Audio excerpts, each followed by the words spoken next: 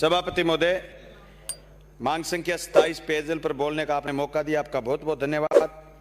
मेरे विधानसभा क्षेत्र भादरा समेत सभापति महोदय हनुमानगढ़, गंगानगर, बीकानेर, जैसलमेर, चूरू, झुंझुनू, जोधपुर, बाड़मेर की कुछ तहसीलें, सीकर, नागौर तक इंदिरा गांधी नहर से पानी और पल्स में बाखड़ा नांगल डैम से पानी आता है, जो सिंचाई के काम भी आता है और पेयजल के काम भी आता है। सिंचाई पानी के साथ साथ पेयजल की योजनाएं बनी हुई है। सभापति महोदय, डैम की पोजीशन खराब है, आने वाले समय में पेयजल संकट होगा।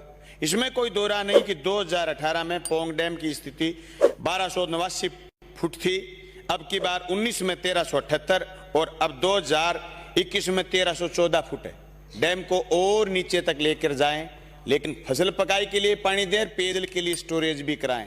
बाखड़ा डैम की बात करें तो 1503 फुट था 2018 में, 2019 में 1616, 2020 में 1565, आज 2021 में 1566 फुट डैम है, लेकिन पानी अभी भी उन्होंने कम कर दिया, रोक दिया, जिसे हमारा हरियाणा और पंजाब की दादागिरी की वजह से हमारी तहसील में पेयजल के संकट आए हैं। मंत्री महोदय, हमारे पेयजल की योजना एक एक वाटर वर्क्स के नीचे 15-15, 17-17 गांव हैं, जो डैम की पोजीशन 2018 में 1503 फुट थी, आज 1566 फुट है। फिर भी सही मॉनिटरिंग नहीं करने की वजह से हरियाणा और पंजाब गड़बड़ कर रहा है, जिससे हमारी पेयजल की योजनाएं सही ढंग से नहीं चल पा रही। मैं ये बात इसलिए कह रहा हूं, हालांकि सिंचाई पर चर्चा नहीं है, लेकिन इन जिलों में, जिन जिलों के मैंने पहले नाम दोहराए हैं, पेयजल की योजनाएं सारी नहरों से हैं। नहरों की रीलाइनिंग का काम जो आपने हाथ में, पिछली सरकार ने हाथ में लिया, आपने हाथ में लिया, उस रीलाइनिंग के काम में सरिंद फीडर पर 2019 में 17 किलोमीटर, 2020 में नील, 2021 में 26 किलोमीटर का काम हाथ में लिया, जो पूरा भी हो गया, उसको पूरा करने की जरूरत है।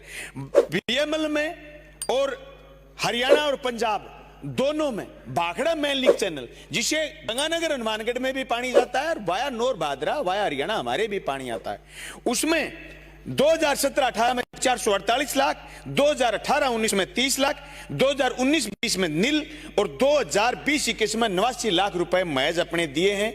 और ये तो दिए हरियाणा को और पंजाब को अपने दिए हैं आपके आने के बाद 50 लाख और 57 लाख, जो ये राशि कम है। जब भी पानी की हम बात करते हैं तो एक ही रोना रोते हैं कि साहब आप अपना हिस्सा दो। सच्ची बात है, हिस्सा देने में हमारे अधिकारी इसलिए आनाकानी कर रहे हैं क्योंकि हरियाणा ने अभी तक हमारे को रिकॉर्ड नहीं दिया कि जो पहले भुगतान की राशि का आज तक किया क्या है।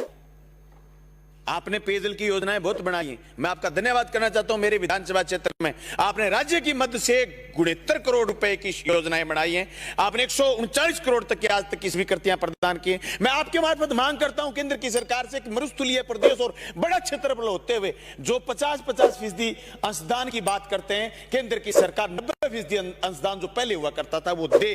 लेकिन सभापति महोदय, ये बात जरूरी है कि जो एक साथी ने बात की बिजली की, लेकिन बात को फिर हमने डाइवर्ट कर दिया। बिजली, जिस वाटर वर्क्स में बिजली के लिए अगर हम चर्चा नहीं करेंगे तो हम भुगतभोगी। पिछली गर्मियों में 3 महीने लोग, जब अंधेरियां चली, आंधियां चली और फ्यूज उड़ गए या फिर वोल्टेज की कमी आ गई, वाटर वर्क्सों में मोटरें चली नहीं, 20-20 एचपी की मोटरें, 25-25, 30-30 एचपी की मोटरें चली नहीं, लोड ले नहीं पाई।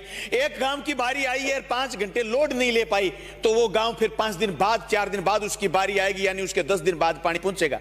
इसलिए जल जीवन मिशन में जो आपने टारगेट किया है 12,000 करोड़ की स्कीम बनाने का, आप उस टारगेट के साथ साथ बिजली को और उससे जुड़े हुए कर्मचारियों को भी महत्व दें। इसमें कोई दो राय नहीं कि इस योजना में अगर गंभीरता से, जिस तरीके से आपने लोगों की, सारे विधायकों की बातों को कंसीडर किया है, इन बातों को भी हमें कंसीडर करना पड़ेगा। जनता दल जल योजना के बाद आपने मैट बेलदार कहीं नहीं लगाए।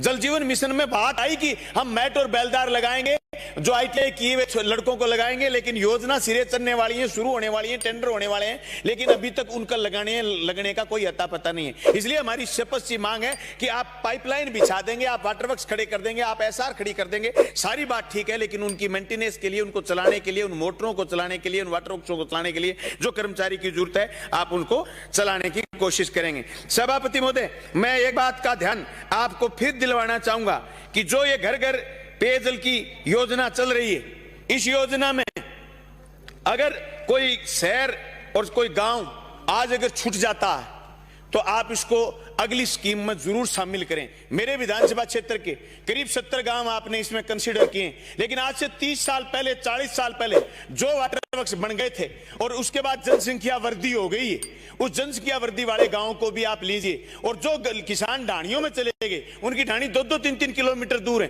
पास में 5-5, 10-10 ढाणियां हैं। एमएलए कोटे से पैसे देंगे, 20-20, 30-30 लाख रुपए लग जाएंगे, लेकिन आप जल जीवन मिशन में उन पाइपलाइनों को भी शामिल करेंगे, उन ढाणियों को कनेक्शन देने का काम भी आप करेंगे। अपनी योजना में हमारे गांव जुड़े हुए हैं, 6 गांव जो सावा लिफ्ट कराल से उनको पानी आता है, और वो पानी नोर के कर्मशाणा के बाद ललानिया के बाद सावा में आता है। सावा में जो सिस्टम है वो सिस्टम सही नहीं है, हमारे 6 गांव आज भी प्यासे हैं। हालांकि आपने बजट में उनको कुंजी और कणाऊ 2 गांव में एसआर बनाने का कार्यक्रम बनाया, लेकिन सिर्फ एसआर बनाने से काम नहीं चलेगा। वाटर स्टोरेज की बात आ जाती है तो आज भी इंदिरा गांधी नहर से उनको पानी आता है और वो पानी पूरा नहीं मिल पा रहा है। सुबह सुबह जब किसी लोगों का फोन आता है कि पानी नहीं पहुंच रहा, हम वहां बात करते हैं, एक्शन से बात करते हैं, वो कहते हैं हमें सिंचाई महकमे के लोग पानी पूरा नहीं दे रहे, हमारे कर्मशाला में पानी पूरा नहीं आ रहा। सभापति महोदय, मैं स्पष्ट ये बात कर देना चाहता हूं कि नहर के बिना वाटर वर्क्स की योजनाएं, पेयजल की योजनाएं सिरे नहीं चढ़ेंगी। इसलिए आज की डिबेट में जिस तरीके से पेयजल के पीएचडी के बड़े बड़े अफसर मौजूद हैं, मंत्री जी मौजूद हैं, आप सिंचाई भी देखते हैं, आप उससे पहले बात हिस्से के पानी की भी करिए, डैम के पानी की भी करिए, बीएमएल और इंदिरा गांधी नहर और सरंद फीडर के पुनर्निर्माण की बात भी करिए। आप इन चीजों को भी दुरुस्त करिए कि पंजाब को हमें क्या देना है और हरियाणा को हमें क्या देना है। देने के बाद उनसे यह भी चेक करवाइए। पिछले साल मैं गया, जब बीएमएल लीकेज हुई, तीसरे दिन ये कह देते थे पानी कम करके कि बीएमएल लीकेज हो गई। जब हम मौके पर गए तो जाते उन्होंने हाथ खड़े कर दिए, लेबर लगा रखी थी, जो काम मशीनों से होना चाहिए था लेबर लगा रखी थी। 3 दिन से नहर का पानी 5000 के कम करे बैठे थे। जब गए मौके पर जाकर के संभाला तो 20 मजदूर लगा रहे थे, जहां 100 मजदूर और 4 मशीनों की जरूरत थी। पूरे किसानों का रेगुलेशन चौपट हो गया और 15 दिन इलाके में नौर और भादरा में पेयजल की भारी किल्लत हो गई।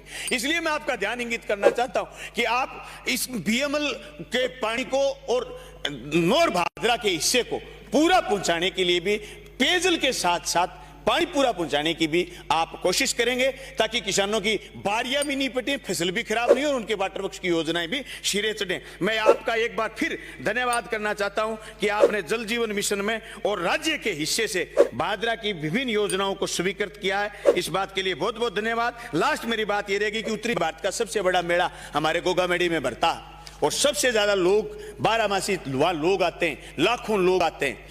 वहां पेयजल की योजना के लिए, सुदृढ़ पेयजल योजना के लिए आपको करीब 6 किलोमीटर पीछे से पाइपलाइन लानी पड़ेगी, जिससे शुद्ध पेयजल हम लोगों तक पहुंचाएं। नहीं तो एक माइनर से सीधा वाटर वर्क्स में पानी जाता है, माइनर में लोग नहाते हैं और वो गंदा पानी 2 महीने के लिए गांव वाले भी पीते हैं, मेले में आए हुए श्रद्धालु भी पीते हैं। इसलिए आप उनको शुद्ध और अच्छा पानी पिलाने का काम करेंगे। आपने मुझे सुना, आपका बहुत बहुत धन्यवाद, शुक्रिया।